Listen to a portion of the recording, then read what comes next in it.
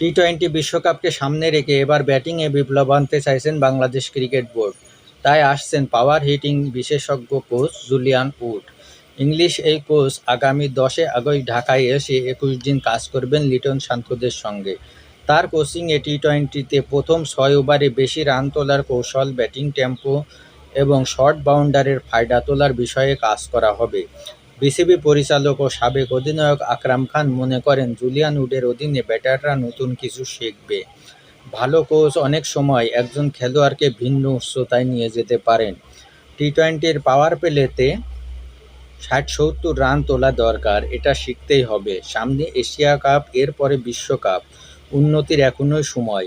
আকরাম খান আশাবাদী, যত তাড়াতাড়ি উডের কাছ থেকে খেলোয়াড়রা কৌশলগুলো শিখবে, ততই তাদের এবং দলের জন্য ভালো। জুলিয়ান উডের অধীনে বাংলাদেশ দুর্দান্ত কিছু শিখবে, এটাই তার বিশ্বাস।